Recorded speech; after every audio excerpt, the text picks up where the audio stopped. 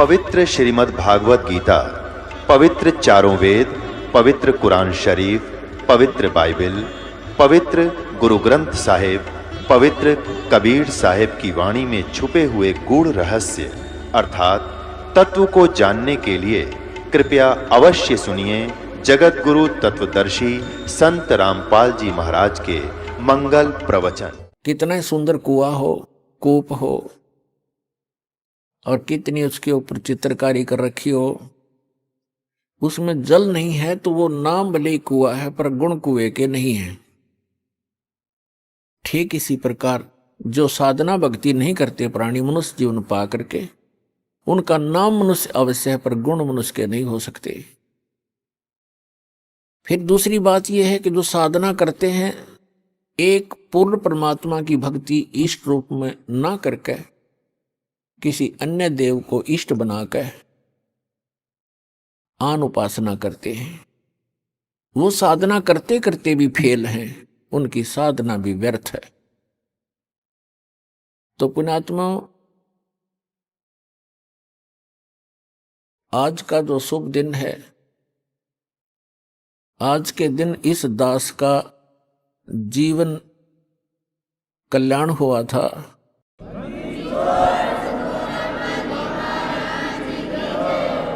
आज का वो शुभ दिन है, इस दास के जीव का उद्धार हुआ था और इस दास को उपदेश प्राप्त हुआ था। और उपदेश भी वो जिसको हम खोजते खोजते असंख्य युग हो गए थे, वो उपदेश सहज में प्राप्त हुआ था। वो दिन आज भी भूला नहीं जाता इस दास से। यदि हम अंग्रेजी महीनों में गिने तो 17 फरवरी सन 1988 का वो शुभ दिन, और वैसे अमावस्या थी। अमावस्या का दिन फाल्गुन अमावस्या थी, जो आज फाल्गुन अमावस्या है, ये शुभ दिन। और इस समागम के अंदर एक दो विशेषताएं हैं। एक तो दास का आध्यात्मिक जन्म हुआ। परमात्मा की वाणी में लिखा है कि जिस दिन सतगुरु भेंटिया सो दिन लेखे जान, बाकी जन्म गंवा दिया व्यर्थ गया बिना गुरु के नाम। जब तक आपको उपदेश नहीं मिलता मनुष्य शरीरधारी प्राणी को, तब तक आपका जीवन मनुष्य का नहीं है। अन्य पशु पक्षियों जैसी ही हम क्रियाएं कर रहे होते हैं, वो मनुष्य जीवन नहीं है। जिस दिन से आपको गुरु प्राप्त होता है, सच्चा गुरु, सतगुरु और सत साधना, उस दिन आपकी आत्मा का जन्म समझ लो, पुनर्जन्म, आपका मानव का जन्म स्टार्ट होता है। जिस दिन सतगुरु भेंटिया सो दिन लेखे जान, और बाकी समय व्यर्थ गया गंवा दिया बिना गुरु के ज्ञान।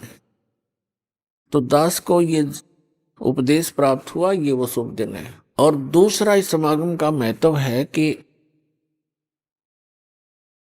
अमावस्या के तुरंत बाद जो एकम आती है, प्रथमा,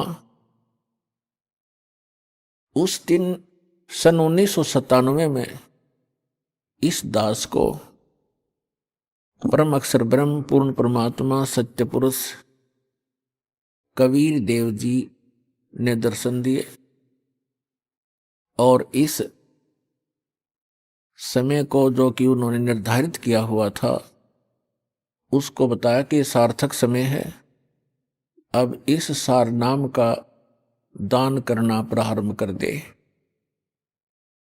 तो पुण्यात्मा, इस समागम के अंदर ये दो महत्वपूर्ण घटनाएं दास के जीवन में घटी हैं।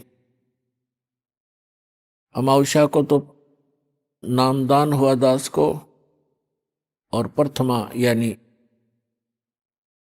1997 की प्रथमा को परमात्मा के दर्शन हुए। इस सतनाम को और सारनाम को गुप्त रखना था। और इतना इम्पोर्टेंट मंत्र है ये, इसको अभी तक डिस्क्लोज नहीं करना था। दास का भी दिल धड़क रहा था कि कहीं मैं गलत समय पर इसको सार्वजनिक ना कर दूं। सन 1994 में दास को नाम दान करने का आदेश मिला था पूज्य गुरुदेव से। तो 1997 तक दास ने एकाध ही को कुछ एक को यह सार नाम दिया था, नहीं तो नहीं दिया था। मुझे हिचका हुआ देखकर परमात्मा ने आपको आना पड़ा, क्योंकि वो आपके लिए भटक रहे हैं। हम तो जीव हैं, जीव तो जीव जितनी सोच ही रखता है। तो पुण्यात्माओं, आज तक परमात्मा ने सतनाम और सारनाम की कितने छींट भी नहीं लगने दी किसी व्यक्ति को, इसकी भाप भी नहीं आने दी किसी तक। आदरणीय नानक साहब जी को सतनाम प्राप्त हुआ था, लेकिन उनको सख्त हिदायत दे दी थी कि अभी डिस्क्लोज मत करना, नहीं तो मेरा सारा मिशन खराब हो जाएगा, परमात्मा कबीर जी ने कहा था। ऐसे आदरणीय धर्मदास साहिब जी को परमात्मा मिले थे, सचखंड सतलोक लेकर गए थे, फिर उनको सतनाम और सारनाम प्रदान कर दिया था, प्रथम मंत्र भी दिया था। उनसे भी प्रतिज्ञा करा ली थी कि धर्मदास मेरी लाख दुहाई, ये मूल ज्ञान की तबार ना जाए। फिर कहा कि धर्मदास मेरी लाख दुहाई, ये सार शब्द कहीं बाहर ना जाए। ये मूल ज्ञान और सार शब्द बार जो पढ़ी, ये बिचली पीढ़ी हंस नहीं तरही। आप उस बिचली पीढ़ी में जन्मे हो जिसके लिए परमात्मा इस भक्ति को संभाल के रखे हुए था, और आपके लिए पिटारा खोल दिया, खजाना खोल दिया परमात्मा ने। तो आदरणीय गरीबदास साहिब जी को परमात्मा मिले, उनको कंप्लीट स्पिरिचुअल नॉलेज उनके अंतःकरण में फीड कर दिया, उन्होंने फिर वो लिखवा दिया। लेकिन गरीबदास साहिब जी ने किसी को भी ये मंत्र नहीं दिए, सतनाम और सारनाम। केवल एक संत को दिए थे, उसको ऐसी प्रतिज्ञा कराते रहे कि आगे किसी को बताना नहीं, आप जाप करो। केवल एक भक्त को एक संत को बताना है, उत्तराधिकारी आपका। तो वो परंपरा चलती चलती मेरे पूज्य गुरुदेव जी के पास आई, उनसे आगे इस दास को प्राप्त हुई, जो आज परमात्मा ने इस बीज को बखेर दिया और पूरे विश्व को ये नाम अब देने का आदेश है।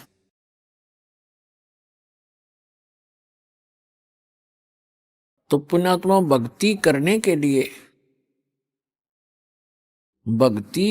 के लिए हमें सबसे पहले परमात्मा पाने के लिए, आत्म कल्याण कराने के लिए सबसे प्रथम हमारा गुरु होना चाहिए। परमात्मा कहते हैं, गुरु बिन माला फेरते, गुरु बिन देते दान, गुरु बिन दोनों निष्फल हैं, चाहे पूछो वेद पुराण। पूर्ण संत के बिना, सतगुरु के बिना यदि आप जी नाम जाप भी करते हैं और कोई दान धर्म भी करते हैं, वो आपका व्यर्थ है। फिर उदाहरण देते हैं कि राम कृष्ण से कौन बड़ो, उन्हों भी गुरु कीन, और तीन लोग के वे धनी, गुरु आगे अधीन। परमात्मा हमें याद दिलाते हैं कि गुरु के बिना यदि कोई साधना करता है वो व्यर्थ है, दान धर्म करता है वो भी व्यर्थ है। फिर उदाहरण देते हैं कि कोई अपने आप में ये समझे कि गुरु की शरण में जाना आवश्यक नहीं है, तो आप जी यानी विशेषकर सनातनी लोग, हिंदू धर्म के व्यक्ति श्री राम और श्री कृष्ण जी को सुप्रीम पावर मानते थे। तो परमात्मा ने उन्हीं का उदाहरण देकर बताया है कि राम कृष्ण से कौन बड़ो, उन्हों भी गुरु कीन, और तीन लोग के वे धनी, गुरु आगे अधीन। श्री राम और श्री कृष्ण जी ने भी गुरु धारण किए। तो आप अपनी सतीथि से परिचित हो जाना कि आपका कैसे गुजारा होगा, आपका निर्वाह कैसे होगा बगैर भक्ति, बिना गुरु बनाए और भक्ति किए। उन्होंने भक्ति की, उन्होंने गुरु भी बनाए जिनको तुम भगवान मानते हो, आप जी जिनको भगवान मान रहे हो। तो पुण्यात्माओं, बुद्धिमान को संकेत पर्याप्त होता है। परमेश्वर कबीर जी ने कहा था कि 3 लोक सब राम जपत है, जान मुक्ति को धाम। और वशिष्ठ मुनि ने श्री राम को दिया ओम नाम। क्या बताते हैं कि आप जी तो श्री रामचंद्र जी पुत्र दशरथ जी को एक भगवान मानकर उसकी पूजा करते हो, और कहते हैं 3 लोक सब राम जपत हैं, रामचंद्र श्री राम सीताराम, और जान मुक्ति को धाम। श्री राम वशिष्ठ गुरु कियो और उनको भी दीनो ओम नाम। रामचंद्र जी तो ओम नाम जप पर, तुम राम राम जपो, देख दो अगली बात तुम्हारी। कबीर साहब कहते हैं देखो देखो भाई अकल का टोटा। ये अकल का टोटा न्यों बताया, बगैर ज्ञान के इंसान ऐसे भ्रमित है। फिर बताते हैं अपनी महिमा आप ही सुनाते हैं, दूसरा कोई है नहीं जिसके ऊपर परमात्मा उस एग्जाम्पल कोड करें। आप आरती आप साजे आप किंगर आप बाजे आप ताल झान झनकारा आप नचे आप देखण हारा, कह कबीर ऐसी आरती गाऊं आप मध्य आप सुनाऊं। तो क्या बताते हैं कबीर साहब, कहते हैं कि सदगुरु के उपदेश का लाया एक विचार, जय सतगुरु मिलते नहीं तो जाते नरक द्वार। नरक द्वार में दूत सब करते खेचातान, उनसे कभू न छूटता फिर फिरता चारों खान। 4 खानी में भरमता कभू न लगता पार, सो फेरा सब मिट गया मेरे सतगुरु के उपकार। 7 समुद्र की मसी करूं लेखनी करूं बन राय, धरती का कागज करूं गुरु गुण लिख्यो न जाए। पुण्यात्माओं, आप बालक हो, बच्चे हो, बिल्कुल नादान बालक, जो ये भी नहीं जानता कि मैं जिस गड्ढे में गिरने जा रहा हूं ये मेरी मृत्यु का कारण बन सकता है।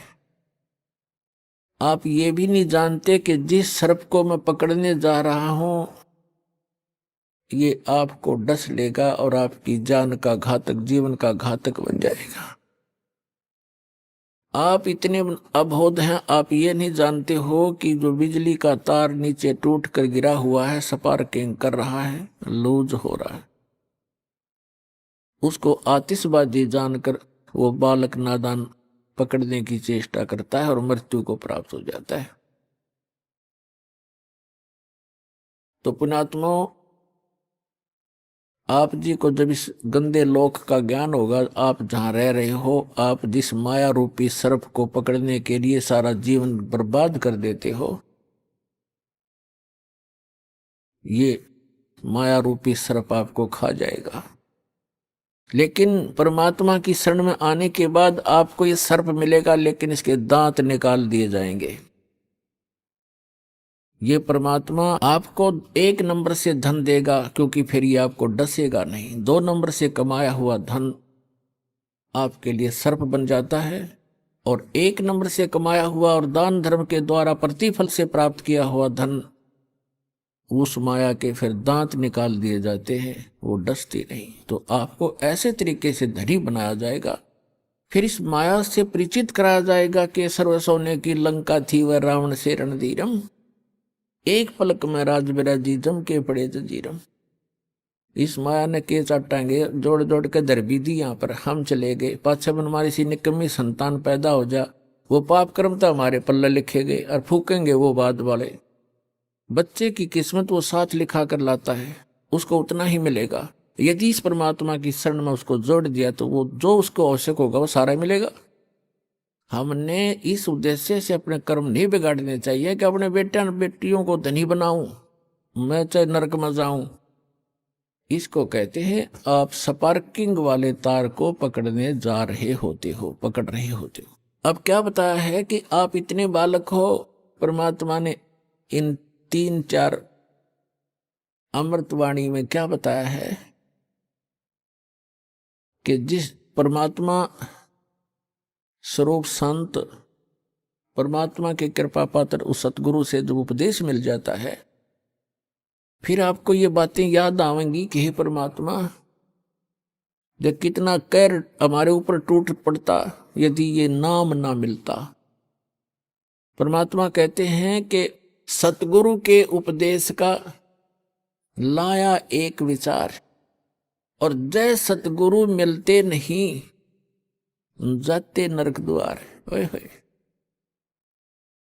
पुणात्मा हमारे को मिसगाइड कर रखा है यहाँ पर। भक्तिहीन तत्व ज्ञानहीन संतों ने, संत के रूप में इन अज्ञानियों ने, कोई तो कहता कहीं स्वर्ग नहीं कोई नरक नहीं, कोई कहता सतलोक में चेतन ही प्रकाश ही प्रकाश है, प्रकाश ही प्रकाश है, उसमें आत्मा से लीन हो जाती है जैसे बूंद समंदर में। इनको कहते हैं नीम हकीम खतराए जान, little knowledge is the dangerous thing. अब क्या बताया परमात्मा ने कि यहां सब जो बोले गए शब्द हैं, शब्द स्वर्ग भी है, शब्द नरक भी है, शब्द संसारिक दुख सुख अलग हैं। तो ये अज्ञानी लोग कहते हैं कि यही स्वर्ग है यही नरक है, जो यहाँ दुखी है वो नरक भोग रहा है, सुखी है वो स्वर्ग भोग रहा है। नहीं, ये तो बालकों के मन गढ़ंत चुटकले होते हैं, कहानियां होती हैं। सदग्रंथों को आधार मानकर हमने अब पुनः अपना भक्ति मार्ग को सेट करना है, अपने भक्ति साधना को प्रफुल्लित करना है। तो क्या बताते हैं कि सतगुरु के उपदेश का लाया एक विचार, यदि सतगुरु मिलते नहीं जाते नरक द्वार। नरक द्वार में दूत सब करते खेचा ताण, उनसे कबू ना छूटता फिरता चारों खान। जैसे नरक में जब डाला जाता है इन प्राणियों को, उस समय उसके भयंकर दुख को देखकर, उसकी षड्हांत को देखकर वो वापस भागते हैं, क्योंकि लाखों की संख्या में ठोके जाते हैं उसमें, और वो वापस भागते हैं। पीछे यम के दूत बड़े बड़े भाले, छुर्रे, तलवार, मुगदर, ये गदा लिए खड़े होते हैं। जो वापस भागता उसके सिर में मारते हैं। सूक्ष्म शरीर में प्राणी मरता नहीं पर दर्द दूना होता है। उनको ऐसे ठोका जाता जैसे पशुओं को फाटक में रोका करते हैं लठ मार मार के, और फिर उसमें पटक देते हैं। तो वहां परमात्मा बताते हैं कि नरक द्वार में दूत सब वहां करते खेचा ताण, उनसे कदे नहीं छूटता, और फिर फिरता चारों खान।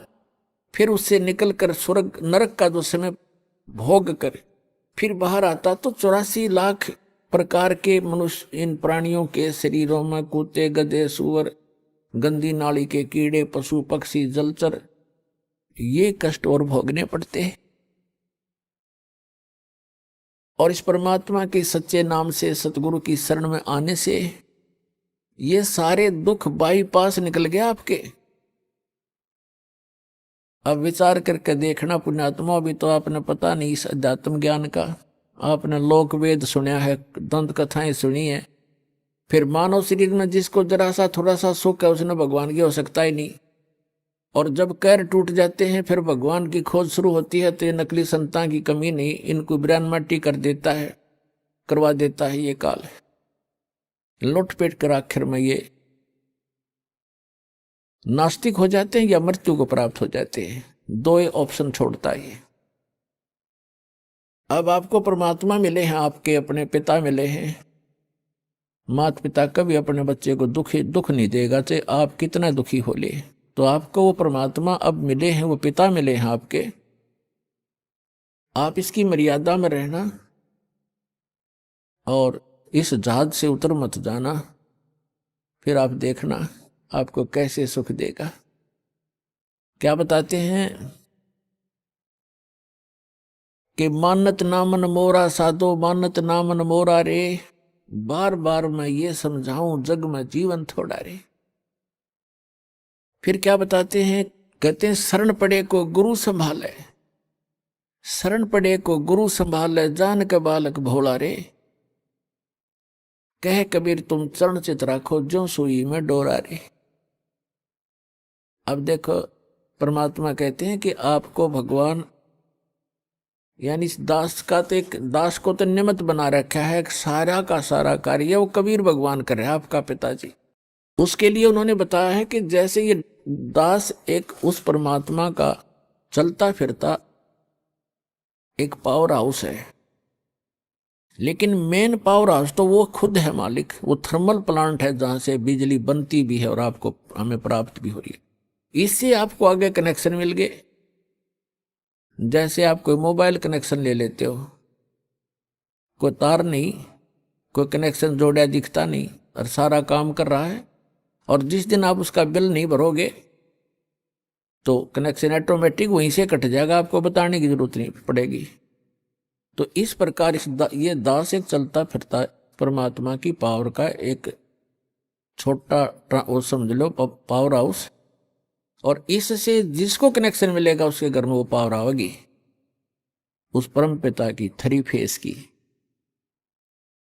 और इसकी जो मर्यादा में रहना और इसका टैक्स आप भरते रहना, यानी आपकी मजदूरी करते रहना, दान धर्म करते रहना, या नाम की मजदूरी, नाम की कमाई करते रहना, तो आपका कनेक्शन ठीक रहेगा, तो पावर आपके घर पे आपका काम करती रहेगी। और जो पावर से काम होता वो मैनुअली नहीं हो सकता। जैसे पशुओं का चारा काटा करते हाथ से, ऐसे मशीन थी, अब भी है गांव में गरीबों के पास, तो वो हाथ वाला काम तो मैनुअल जितना ही होता है। जब उसमें लगा दी मोटर और पावर का कनेक्शन मिल गया, कट कट कट कट 1 घंटे में ढेर लगा देती है। आटा पीसा करते हाथ से, वो मैनुअल 2 घंटा में जाकर 2 किलो पिसा करता। अरे 2 घंटा में ठोक दे, पीट दे 10 क्विंटल आटे को, और हाथ नहीं लगाना, कोई प्रयत्न नहीं, मेहनत नहीं। तो परमात्मा की पावर से जो आपके संसारी कार्य होंगे ऐसे अनोखे से होंगे। आपको अभी तक पावर का कनेक्शन नहीं मिला था, उन नकली पावर हाउसों से तुम कनेक्शन लिए बैठे थे, जो कीकर के लटकर तार बांध रहे थे अपने, और कहे थे पावर हाउस जितने भी संत और महंत और आचार्य और शंकराचार्य। तो सौभाग्य आपका कि आपको उस पावर का कनेक्शन मिल गया। फिर इस पावर के काम देखियो आप, ठीक है, ये अदृश्य कार्य होते हैं। इस यहाँ की भौतिक पावर का हमने अलग से दिखाई देता, पर ये भी कुछ दिन में आपने न्यारा दिखाई देगा। आप कल्पना भी नहीं कर सकोगे, ऐसे सुख देगा आपको।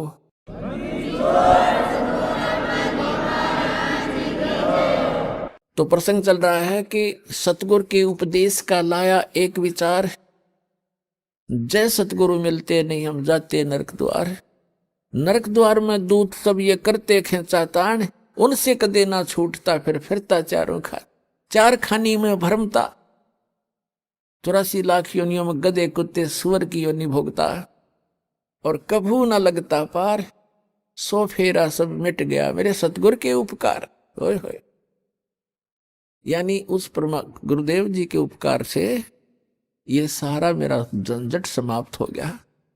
पुणात्माओं देखो, उद्देश्य रखना अपने यहां से पीछा छुटवाने का। ऐसा ज्ञान बता दिया जाएगा, आपको आत्मा से ग्लानि हो जाएगी पुनर्जन्म की, और जब तक आत्मा में हेट नहीं होगी इस पुनर्जन्म की, तो आपका कभी ना कभी पैर फिसल जाएगा। ठीक है, यदि आप पार नहीं हुए तो आपके पास इतना भक्ति धन हो जाएगा कि आपका हजारों युगों तक तो ये काल आपके पंजे धरती पर नहीं टेकने देगा, और इस पृथ्वी पर बिना मोक्ष नहीं हो सकता। ऊपर तो इसका जबरदस्त भयंकर जाल है, वहां आपके पुण्यों का नाश करवाता है। वहां देवता बना के, इंद्र बना करके, वहां बड़े बड़े आपको होटल बना रखे, नाचना गाना, सारा दिन काम में कोई नहीं, अपनी पूंजी आपकी नाश होती है। वहां ऐसे ऐसे जुगाड़ जोड़ रखे, और आपके ही कमाई से अपना यो धंधा चला रहा है, यो 21 ब्रह्मांड चला रहा है। आपके पुनों का 10%, किसी रेस्टोरेंट में इसने 15% और किसी में 25% की कटौती यानी कमीशन रखा है। उस कमीशन से ये काम चला रहा है। ये तो एक भिखारी है उस भगवान के आगे, जिसको तुम भगवान मानकर पूज रहे थे ब्रह्म तक।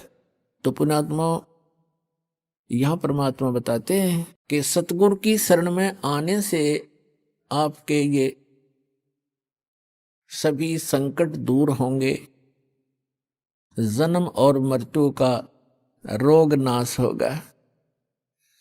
इसमें प्रथम तो आपको बताया कि गुरु होना चाहिए, और गुरु भी सच्चा हो, सतगुरु हो। तो सतगुरु की जो पहचान आपको बता दी गई है, और जब तक सतगुरु नहीं मिलेगा आपका मोक्ष नहीं हो सकता। उसके बाद फिर दूसरा आता है कि नम्रता हो। सत्संग में जब प्राणी आवे तो केवल ये उद्देश्य रखे। कैसे? परमात्मा कहते हैं, संत मिलन को चालियो तज माया अभिमान, जो जो कदम आगे रखे वो है यज्ञ समान। संत मिलन को चालियो तज माया अभिमान, और जो जो कदम आगे को रखे सो सो यज्ञ समान। अब जैसे आप यहाँ आते हो, आप चाहे कितने धनी हो, कितने आप उच्च पोस्ट प्राप्त हो, चाहे यहाँ का प्रधानमंत्री हो, चाहे पूरी पृथ्वी का राजा हो, परमात्मा के मिलने के लिए जब चले, यानी सतलोक आश्रम बरवाला की तरफ जब चले, कहते हैं संत मिलन को चालियो तज माया अभिमान, और जो जो कदम आगे को रखोगे फिर माया अभिमान से लैस होकर के, रहित होकर के, एक आत्म रूप में, एक दास रूप में आप इधर को प्रस्थान करोगे। आपके एक कदम के रखने की कितनी वैल्यू बताई है, कितना पुण्य होगा आपको। एक अश्वमेघ यज्ञ के तुल्य आपको एक कदम का पुण्य होगा। चाहे आप गाड़ी में आते हो, चाहे अपनी किसी मोटरसाइकिल कार में आते हो, चाहे बसों से आते हो, ये सारे कदम हैं। जैसे किलोमीटर होते हैं तो संतों ने इसको कदमों में मापा है कि वहां से यहां तक जितने भी आपके कदम रखे गए, जितने कदम बने, कहते हैं उतने ही आपको, उतने ही यज्ञों का पुण्य मिलेगा यदि आप इस भाव से सत्संग के अंदर आओगे। जैसे रोगी होता है, रोगी को यह पता लग जाता है कि दीर्घ रोग है, और यहाँ के लोकल हॉस्पिटल के डॉक्टरों ने मना कर दिया है कि आप जाइए ऑल इंडिया इंस्टीट्यूट दिल्ली में। तो वहां जब ये डायरेक्शन मिलकर इंसान जाता है तो वहां चाहे प्रधानमंत्री हो और चाहे किस कोई फैक्ट्री मालिक हो, कितना उच्च पोस्ट प्राप्त व्यक्ति हो, उस समय उसको अपनी जान दिखाई देती है, अपनी पोस्ट पद दिखाई नहीं देता। डॉक्टर कहता है लेट जाइए, वो तुरंत लेट जाता है। डॉक्टर कहता है ये कपड़े निकाल दीजिए, तुरंत निकाल के रख देता है। उस समय उसके नखरे खत्म हो जाते हैं और तभी वो उपचार प्राप्त करता है। जब तक डॉक्टर के आज्ञा का पालन करता रहे, चाहे कुछ भी कहे वैसे ही, जहां लेटने को कहे वहीं लेटना पड़ेगा, जहां बैठने को कहेगा वह बैठना पड़ेगा, और कहेगा मुंह खोल सांस तेज ले, वो सारा कुछ करना पड़ेगा, तो तभी वो अपना उपचार करवा पाएगा। तो ठीक इसी प्रकार जब आप सतलोक आश्रम बरवाला की तरफ आवे, संत मिलन को चालिए तज माया अभिमान, और जो जो कदम आगे रखे ओ हे यज्ञ समान, तो आपको इतना पुण्य मिलता है यहाँ आने का। आप क्योंकि संत है नहीं पृथ्वी पर कोई, संत मिलन को चालिए, संत की तरफ चलने मात्र से इतना लाभ है, फिर यहाँ के कितने लाभ होगा वो तो गिनती नहीं हो सकती। अब जब तक अभिमान है ये प्राणी उभर नहीं सकता।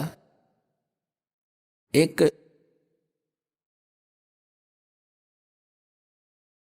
नित्यानंद नाम के संत हुए हैं, नित्यानंद नाम के। वैसे वो ब्राह्मण जाति में जन्मे थे, लगभग 250 वर्ष पूर्व की बात है। उनका घर का नाम था श्री नंदलाल, नंदलाल नाम था उनका। उनके माता पिता बचपन से ही मर गए थे, मृत्यु को प्राप्त हो गए थे। उनका पालन पोषण नाना नानी के घर हुआ था। उनके नाना जी जो थे, नंदलाल जी के नाना जी नारनौल के नवाब के यहाँ एक उच्च पोस्ट प्राप्त थे। और जब ये नंदलाल जी युवा हुए, ब्राह्मण कुल में थे ये,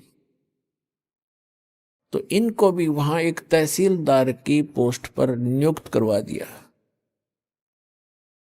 नंदलाल जी तहसीलदार थे, घोड़ा इनको प्राप्त था, बन ठन कर चलते थे। उसमें जो तहसीलदार की वैल्यू जनता में होती थी, इज्जत होती थी, आज के तो मेरे ख्याल में मंत्री की बिना होगी। नंदलाल जी का विवाह हो गया था, संतान प्राप्ति अभी हुई नहीं थी। अब कहते हैं ना जाने कब भाग्य उदय हो जाता है प्राणी का। एक दिन नंदलाल जी अपने महल के, अपने मकान के छत पर, गर्मियों के समय में छत पर टहल रहा था। रात्रि में नींद आई नहीं,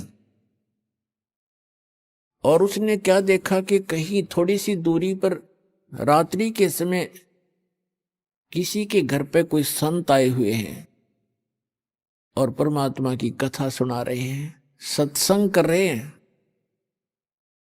अपने आत्माओं पिछले जब से होते हैं पूर्ण हंस मुराद, ये पिछले संस्कार होते हैं जो आदमी परमात्मा की तरफ आत्मा आकर्षित होती है।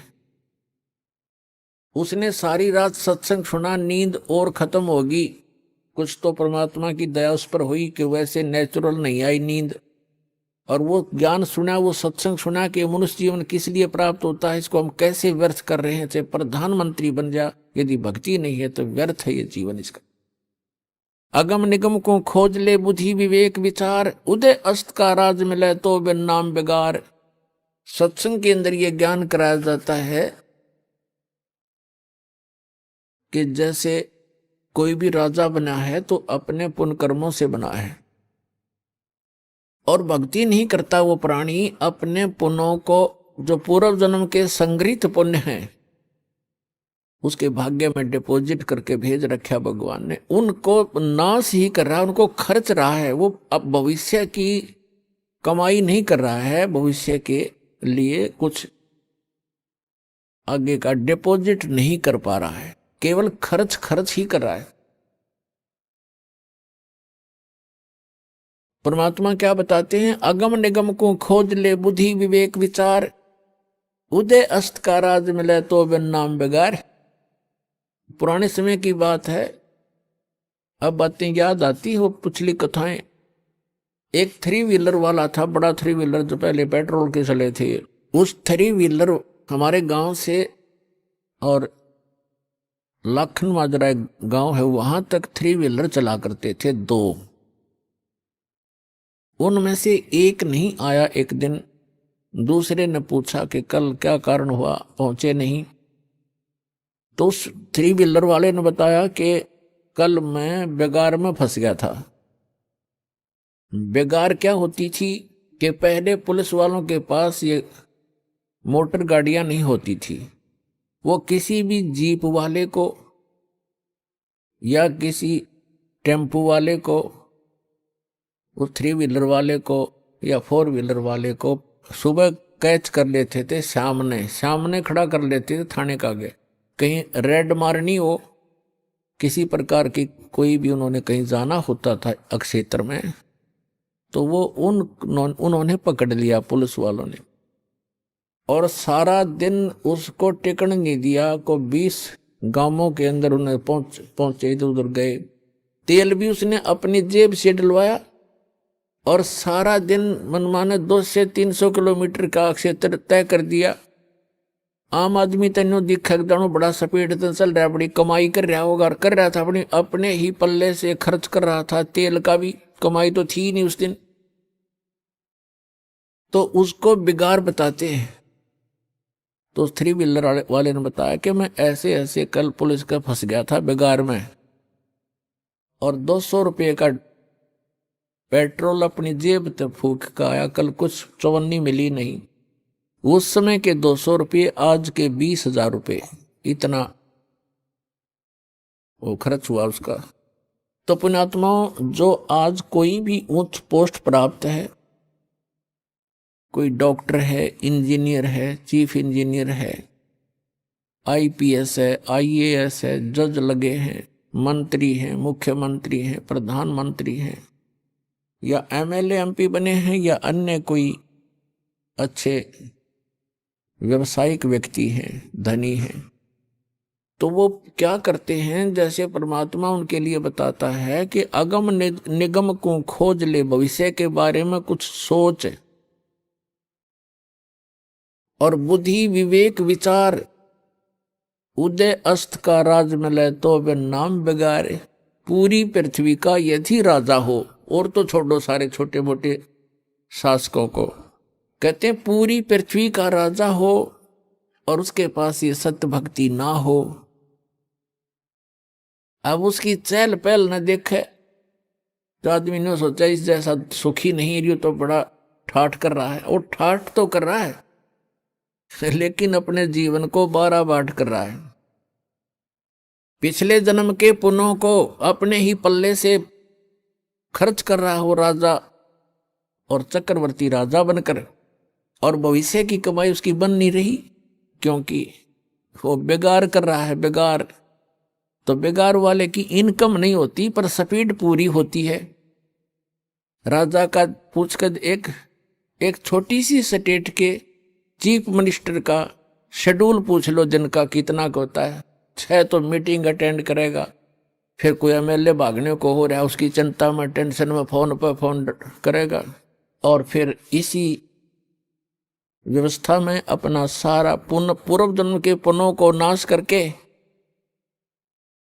और हाथ झाड़ कर चला जाता है। परमात्मा बताते हैं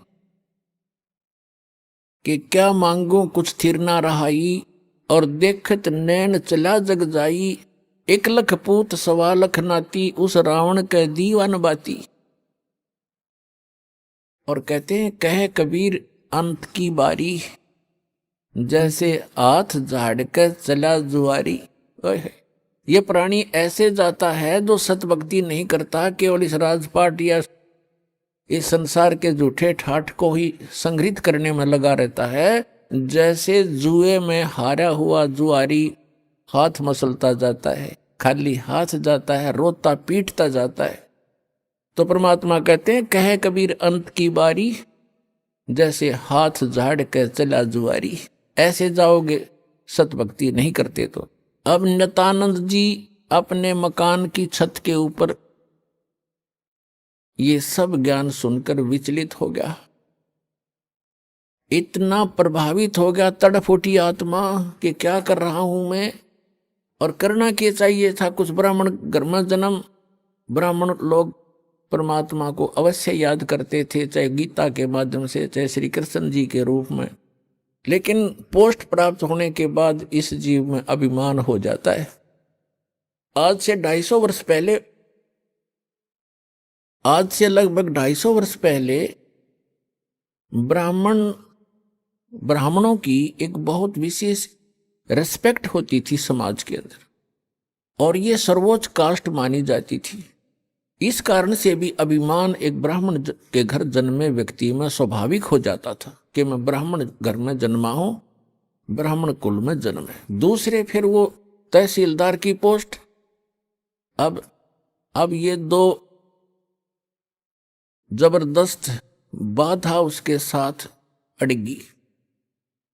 एक तो ये कि हम तो जगत के गुरु ब्राह्मण, और एक सिंपल संत कहीं बैठकर कोई ज्ञान सुना रहा है और बता रहा है कि गुरु बिन माला फेरते, गुरु बिन देते दान, गुरु बिन दोनों निष्फल हैं, चाहे पूछो वेद पुराण। राम कृष्ण से कौन बड़ो उन्हों भी गुरु कीन, 3 लोक के वे धनी गुरु आज्ञा थी।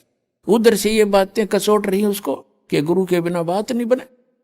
और उधर से वो कह रहा कि मैं तहसीलदार और ब्राह्मण, और कैसे जाके एक संत के सामने, सिंपल मैन के सामने अपना शीश नवाऊं, जाके कैसे नतमस्तक होऊंगा, नहीं जाऊंगा।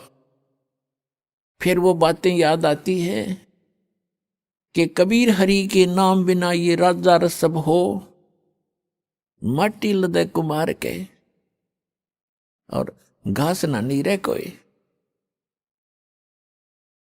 परमात्मा की वो बातें याद आती, सत्संग के वचन के भक्ति नहीं करी तो जीवन नाश हो गया।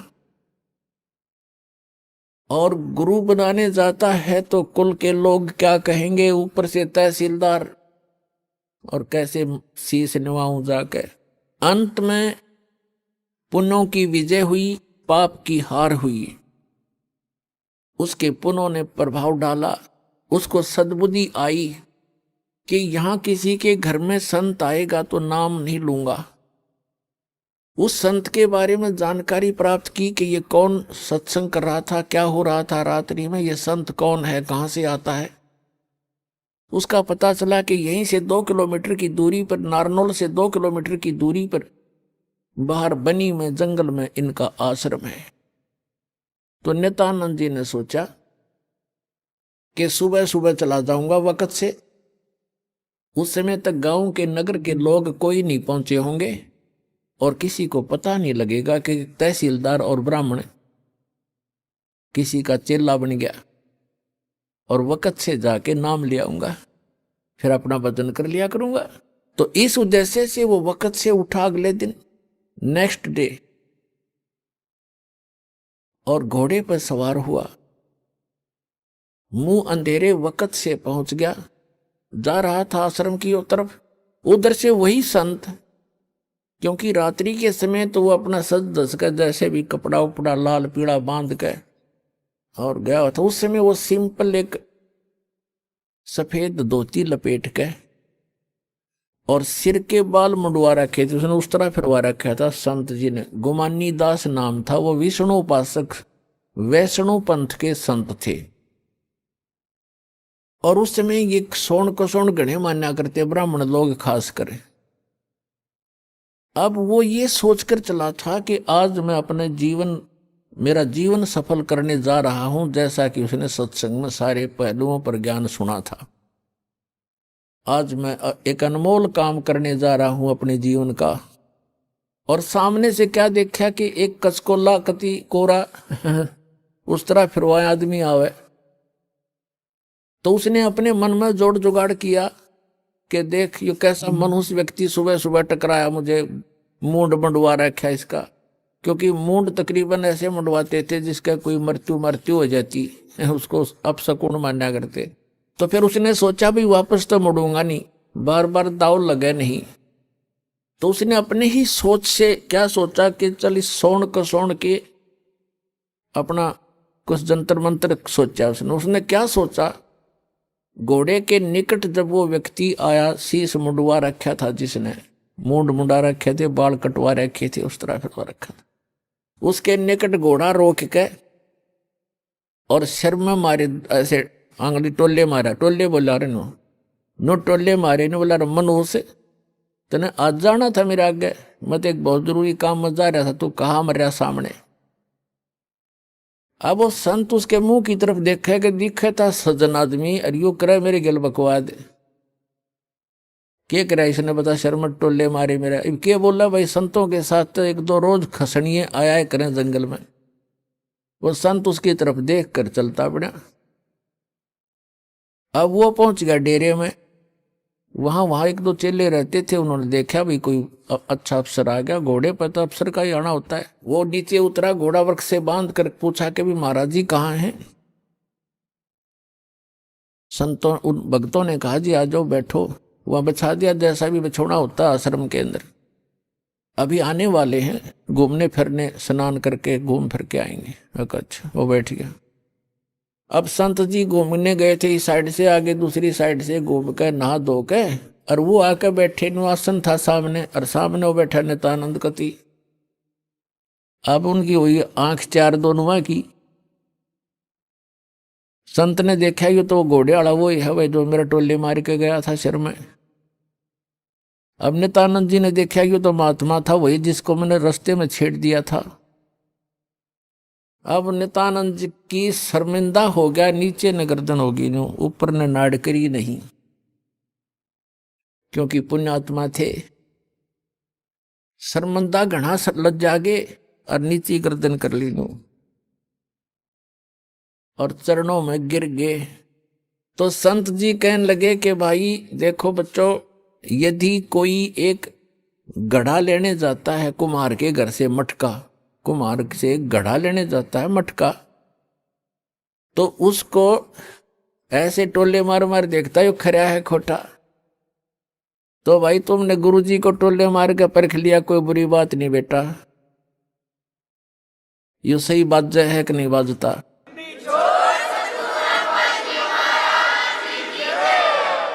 इतना सुन के और चरणों में बुरी तरह गिर गया, क्योंकि उसकी मरोड़ निकालनी थी, उसका अहम खत्म करना था परमात्मा ने।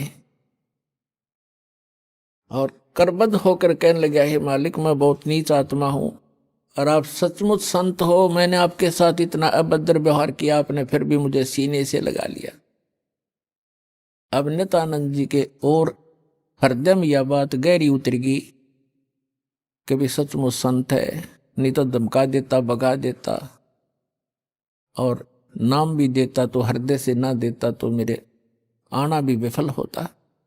तो संत ने कोई दुख नहीं माना, कोई बात नहीं बेटा, आपका उद्देश्य गलत नहीं था, मैं समझ गया था। जब तुझे यहां देखा तो मुझे आइडिया लगा लिया ये आदमी नेक है। ये कह ये रहा था कि मैं जा रहा हूं शुभ काम के लिए, तू आगे काम मर गया, तो उससे भी उसने आइडिया लगा लिया कि आदमी खास है और प्यासा है भगवान का। तो नित्यानंद जी ने दीक्षा ले ली और दीक्षा लेकर के फिर उसकी पत्नी ने विरोध शुरू कर दिया। इतना विरोध कर दिया कि उसको ये डर हो जाता है इन बहनों को अज्ञान के कारण कि कहीं ये घर ना छोड़ दे। लेकिन साधु संत जो होते हैं वो घर छोड़ने की नहीं कहते, और जो बुराई छोड़ कर भक्ति करने को कहते हैं। लेकिन उसको जैसे भी आसपास की औरतों ने भी पट्टी पढ़ा दी, ये तो बाबा बनेगा, ये तो घर छोड़ देगा, इतनी भक्ति करता है, रोज आश्रम में जाने लग गया। तो उसने उसके गुरुजी को भी अभद्र व्यवहार कर दिया उसकी पत्नी ने। तो उस नित्यानंद जी ने देख लिया एक दिन, तो उसने प्रार्थना करी परमात्मा या तो ये मार्ग नहीं याद दिलाना था ठीक से, अपने डले ढो रहा था, कर्म फोड़ रहा था, फोड़ लेता। और हे परमात्मा भी अब बाधा बन के खड़ी होगी, या तो इसने सद्बुद्धि दो, ना इसकी माटी सुंगवा लो परमात्मा, या तो इसको सद्बुद्धि दो कि ये भी मेरा साथ दे, भक्ति करे, अपना कल्याण करवा ले, और नहीं तो दाता इसने वापस ले लो, तेरी आत्मा ने, मुझे जरूरत नहीं संसार की। कुछ दिनों के बाद क्या हुआ, 5-6 महीने के अंदर उसकी पत्नी बीमार हुई, मृत्यु को प्राप्त होगी, उसने घर त्याग दिया।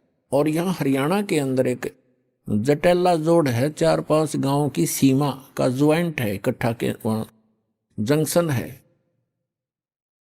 वहाँ एक बड़ा जंगल सा था, उसमें रहने लग गया। अपने आत्माओं उस समय उस नित्यानंद जी को जब ज्ञान हुआ, उसका नाम नित्यानंद रख दिया उस संत ने, नंदलाल से बदलकर, तब वो नित्यानंद नाम से प्रसिद्ध हुए। तो नित्यानंद जी ने फिर क्या कहा है कि ब्राह्मण कुल में जन्म था, मैं करता बहुत मरोड़, और गुरु गुमानी दास ने दिया कोबद गढ़ तोड़। कि मैं ब्राह्मण कुल में जन्म होने के कारण गणाभिमानी आदमी था, और गुरु गुमानी दास ने, उनके गुमानी दास नाम थे गुरु जी का, कि गुरु गुमानी दास ने यो दिया कोबद गढ़ तोड़। ये कोबद का किला था, मान बढ़ाई अहंकार, और जब तक इसका नाश नहीं होगा इतना भगवान मिला नहीं। सिर सौंप्या गुरुदेव को, सफल हुआ ये शीश, नित्यानंद इस शीश पर आप बसे जगदीश। अब क्या बताते हैं, नित्यानंद जी कहते हैं सिर सौंप्या गुरुदेव को और सफल हुआ ये शीश, नित्यानंद इस शीश पर आप बसे जगदीश। अब सिर कैसे सौंपना होता है कि गुरु जी की आज्ञा का पालन करें। आप गुरु पद पर जो होते हैं उनको पता होता है। परमात्मा कहते हैं बहुत प्यारा बालक माँ का। माता को अपना बच्चा बेटा या बेटी बहुत प्रिय होती है। कहावत है कि माँ पिता से 100 गुना प्रिय ममता अपने बालक में माता को होती है, और माता से भी 100 गुना ममता प्रिय गुरु को अपना शिष्य या शिष्या होती है। तो अंदाजा लगा लेना कि गुरु जी आपके कितने हितैषी होते हैं। आइए अब हम उन श्रद्धालुओं के अनुभव जानते हैं जो जगत गुरु तत्वदर्शी संत रामपाल जी महाराज जी से दीक्षा प्राप्त कर चुके हैं तथा उनके द्वारा बताए गए भक्ति मार्ग पर चल रहे हैं। नमस्कार सर। नमस्कार सर। सर क्या नाम है आपका? राम सिंह साहू। राम सिंह जी, आप कहाँ से हैं? ग्राम करकुटला, डोंडी रहल ब्लॉक, छत्तीसगढ़। राम सिंह जी, आपने संत रामपाल जी महाराज से नाम दीक्षा कब ली? जून 2017। राम सिंह जी, आपने क्या क्या भक्ति साधनाएं की हैं? कृपया हमारे दर्शकों को बताएं। भक्ति साधना तो नहीं करता था जी, मैं बहुत बड़ा कलाकार था, नाचा कर रहा था। 25 साल तक के नाचा किया। उसके बाद मेरे को दिल्ली बुलाया ड्रामा खेलने के लिए, तो वहाँ ड्रामा किया। तो जब ड्रामा खेल के दिल्ली से मैं आया घर, तो एक संत को बोला मैं मेरे घर में यज्ञ करवाऊँगा, चलो करके। तो संत मेरे साथ में आया, तो लड़की का डेट हो गया था। तो आधे रास्ते में मैं पहुंचाया, ये भी मेरे को जानकारी नहीं हुआ ये मेरा लड़की है। कोई बाहर के आदमी बताया ये तेरा लड़की डेट हो गया है, चीता लगाने ले जा रहे हैं, ऐसे करके मेरे को बताया। तो जानकारी हुआ, तो उनके साथ मैं गया, तो चीता लगा के आया। उनके बाद मेरे दिमाग थोड़ा उल्टा हो गया। उल्टा होने के बाद में मैं 2 एकड़ खेती बेच दिया। 2 एकड़ खेती को बिगाड़ कर हनुमान जी मंदिर बनाया। हनुमान जी मंदिर बनाने के बाद में 11 साल तक के और नाचा किया। उसके बाद मेरे दिल उचाट हो जाने पर मैं मंदिर में बाबा बन गया। हनुमान जी मंदिर बनवाया हूँ, शंकर भगवान के मंदिर बनवाया हूँ, दुर्गा माता के मंदिर बनवाया हूँ, बमलेश्वरी माता का मंदिर बनवाया हूँ, कालेश्वर महादेव का मंदिर बनवाया हूँ। और वहाँ तांत्रिक कर रहा था मैं। 10 पागल मैं मेरे हाथ से सुधारे हूँ। और शनिवार मंगलवार के पूरा लाइन लगा रहा था। आते थे सब आदमी, सब ठीक होकर जा रहा था, जिसके बावजूद मेरे को कोई फल नहीं मिला। मेरे घर में हानि हुआ। तो मेरे जो है बाई भी ख़त्म हो गया, ना बीमार ना कुछ ना कहीं, बाई भी ख़त्म हो गया। अब बाई के पास जाने के बाद में मेरे को ये नहीं मालूम है मेरा बाई ख़त्म हो गया है। मैं घर से भिक्षा मांग के निकल गए थे मेरे परिवार से। तो मेरे लड़का ने बोला तुम भिक्षा मांग कर निकले हो और गौ माता का पूछी पकड़ाए हो और इस घर में क्यों आते हो? तो मैं बोला मैं साधु तो बनने के लिए बन गया हूँ, बाकी मेरे घर आने के लिए मेरा इच्छा ही हो जाता है, तो मैं क्या करूँ? तो वो बोले मेरे लड़का ने आज से हमारे घर में नहीं आना, अब भिक्षा मत मांगना, हम दाल चावल नहीं देंगे। यदि तुम हमारे बात मानोगे तो इस घर में आना, भिक्षा मत मांगो, संत रामपाल महाराज के शरण में आ जाओगे तो वहाँ पालन पोषण करेंगे।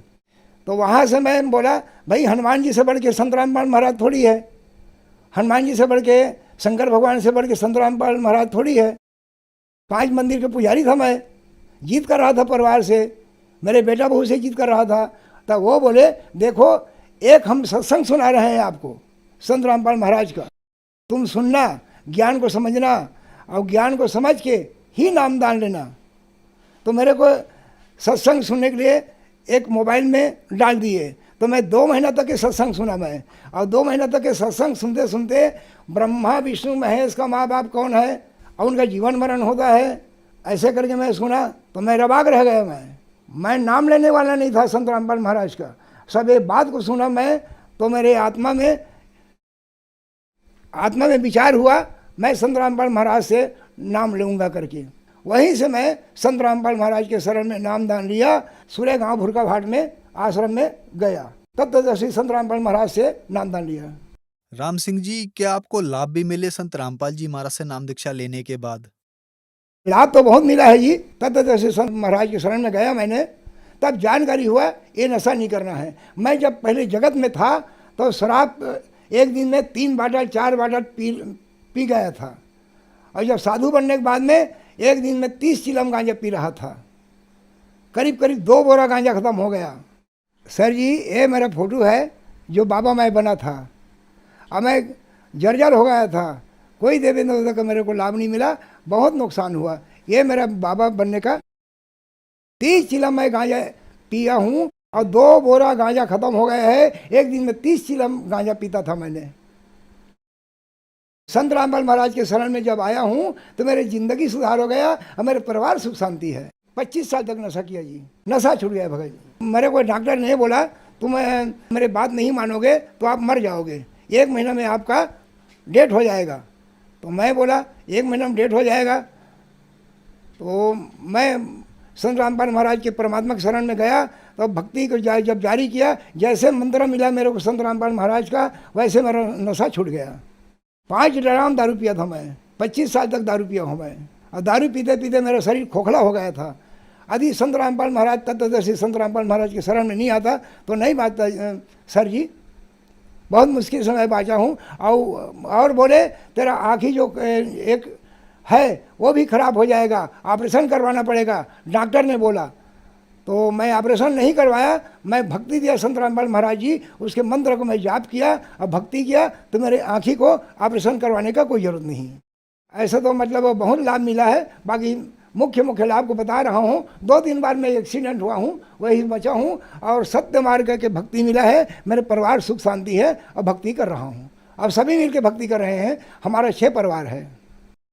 सर, आपने बताया कि आप 5 मंदिरों के पुजारी रहे हैं। आप उम्र के इस पड़ाव में आ गए हैं और अब आपको संत रामपाल जी महाराज से नाम दीक्षा मिली। सर, संत रामपाल जी महाराज जी के बारे में आरोप कह लो या लोगों की धारणा कह लो कि वो ब्रह्मा विष्णु महेश की भक्ति छुड़वाते हैं, देवी देवताओं की भक्ति छुड़वाते हैं। आप मंदिरों के पुजारी रहे हो, लंबे समय से आप पूजाएं करते रहे हो, आपके क्या विचार हैं इन बातों पर? वो कहा सही है जी, मेरे को कोई मतलब सही नहीं मिला। जितने मैं भक्ति किया भारी बर्बाद हो गया। और ब्रह्मा विष्णु महेश का देवी देवता का भक्ति छुड़ाते हैं करके कहते हैं, तो वो तो मूर्ख का काम है। वो सत्यदर्शी संत राम ये बताता है, सब देवी देवता के विधि विधान के अनुसार भक्ति बताता है, और उनके भक्ति विधि विधान के साथ भक्ति बताकर रास्ता बताता है। और उनके साधन में चलो, उसके नियम में चलो, उसके संयम में चलो, आपको बराबर लाभ होगा, आपके परिवार सुख रहेगा, ऐसे करके बोलता है संत रामपाल महाराज। तो नियम संयम में चलना सार है। सर, आप बहुत ज्यादा नशा करते थे, आप पहले बहुत पूजाएं भी करते थे, आप मंदिर के पुजारी भी थे, तो वहां आपने पूरी कोशिश की, आपका नशा नहीं छूट पाया, और संत रामपाल जी महाराज से नाम दीक्षा लेने के बाद आपका नशा छूट गया। सर, ऐसा कैसे हुआ? ये तत्वदर्शी संत है जो सच्चा मंत्र देता है। जैसे वो मंत्र दिया ना, मेरे को इधर जाने का उधर जाने का कोई मतलब नहीं पड़ा। जैसे मंत्र दिया, जैसे मंत्र मिला मेरे को, वैसे नशा पूरा समाप्त हो गया। गांजा पीना, बीड़ी पीना, दारू पीना। सर, संत रामपाल जी महाराज से जो मंत्र आपको मिला उससे आपको लाभ मिले, आपका नशा छूटा। अगर वो मंत्र कोई प्राप्त करना चाहे तो कैसे प्राप्त कर सकता है? कई मतलब नामदान केंद्र है, वहाँ पर कई टीवी में गुरु जी का सत्संग आता है, उसमें पट्टी चलती है, पट्टी में चलती है, उसमें नंबर लिखा रहता है। उस नंबर को लिख कर ज्ञान को समझ कर नाम ले सकता है। संत रामपाल महाराज से नामदान ले सकता है। धन्यवाद सर। सत साहेब।